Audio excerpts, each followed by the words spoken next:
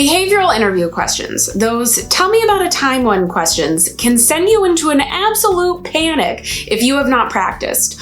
Or you can ramble for 20 minutes. Yeah, I did that. I once answered one behavioral question for 20 minutes. No lie, y'all, it was not good.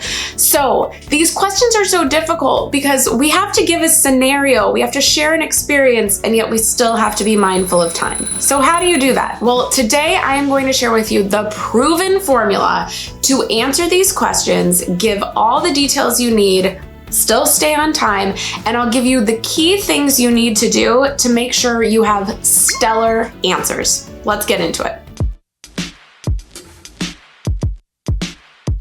So if we haven't met, my name is Cassandra. I'm a career strategist and speaker, and I want to give you intentional steps to go land a job you love. So if we want to get that job we love, we got to get through behavioral interview questions. Here's what to do.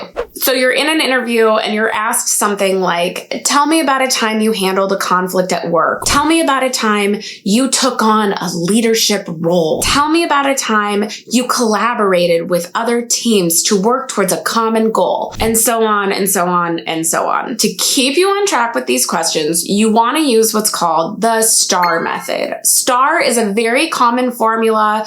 Google will tell you about it. Amazon will tell you about it.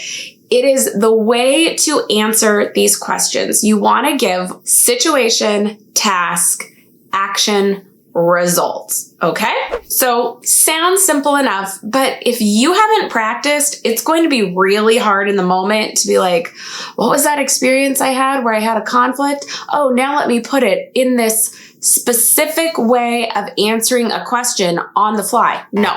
So that's why we practice ahead of time. So when you're trying to come up with your answers, you want to first give the situation and the task. Now, I put these together because sometimes the situation, depending on the question, the situation sort of is the task. So they go together. What was the situation? What were you, if it was, tell me about a time you handled a conflict at work. Well, what was the situation that brought about the conflict?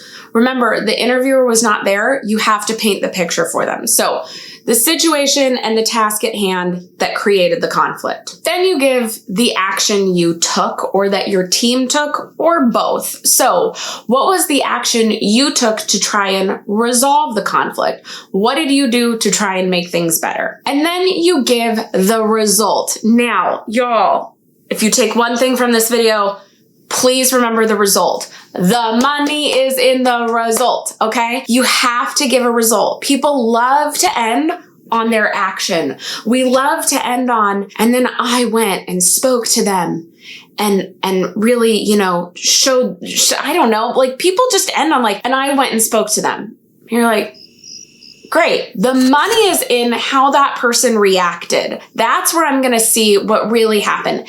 After you talk to them, did they receive your feedback? Do you still talk? Are you guys now friends and you have lunch together every day? What happened? So always give the result. Truly, you will be surprised when you start giving your answers how easy it is to skip the result. Make sure you have one. Now, here are the keys to an excellent STAR answer, because in all honesty, you can walk through the formula and still give kind of a sad answer. So the first key is be specific. I, the interviewer, wasn't there. I am trying to picture the scenario. I am trying to have context. Now, I don't need to know if it was on a Tuesday and it was raining outside, but if it's tell me about a time you worked on a special project, I don't know, or tell me a time you took a leadership role and you're going to use a project you worked on as an example, an event you worked on. Well, give me the timeline. Did you have 6 months to put on this event? Did you have 2 weeks because your boss threw it at you last minute?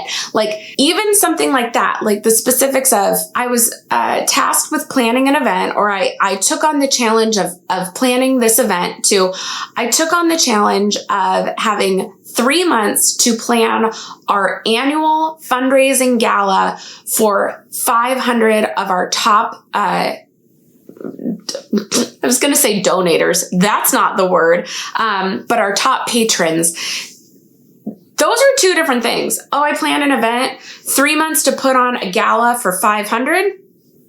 Be specific. Okay, number 2, you can use the same scenario for multiple questions. Sometimes people think they have to come up with different scenarios for every type of interview question. So tell me about a time you handled a conflict. Tell me about a time you worked in a team. You think those have to be different. How many times have we worked in a team and there's been a conflict? They can be the same scenario. This is really helpful for you because we don't know the sequence that they're going to ask us questions in, but let's say they asked about, tell me about a time you worked in a team. You gave your specific STAR method answer to that. They now have some picture of the situation and the task. Now when they say, tell me about a time you have a conflict, you can refer back. You're still going to give some more situation and task around the conflict, but you can still say, in the same situation that I was discussing earlier about a time I worked on a team, within that team, one of the issues we had was, and you can bounce off of it. So that saves you time. You're not having to lay the same amount of groundwork every time.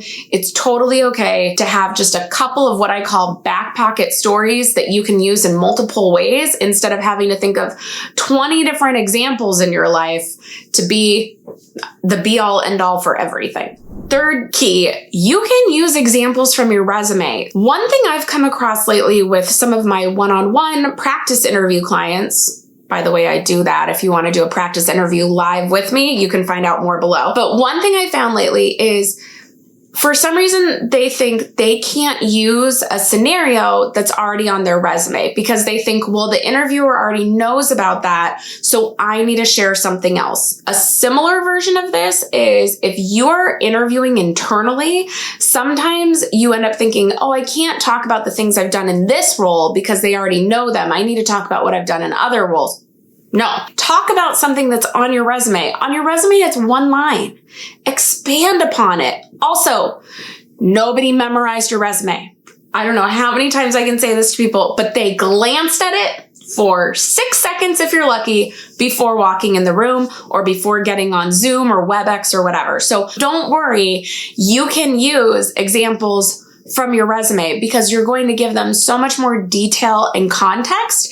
And probably when they did glance at your resume, they saw that bullet and went, this looks like it would make them a good fit for this job. So when you bring up that same thing, giving more detail to it, you're just confirming what they were already thinking. So don't be afraid to use things that you've already talked about on your resume. So that is how to get started creating great answers, stellar answers to tell me about a time behavioral interview questions. So use that STAR method in your prep, be specific in your answers, and don't be afraid to use something from your resume or use the same scenario multiple times. Now, if you want more help, including how to be ultra specific, you're going to want to grab my interview confidence course. In it, I walk through the exact system I use if I'm prepping for any interview, how to practice, how to prep, what you need for everything. And it now includes a template and tutorial on how to be uber specific, including like literally a template, say these things on how to answer these types of questions. So you're going to want to grab that. It's in the description box below.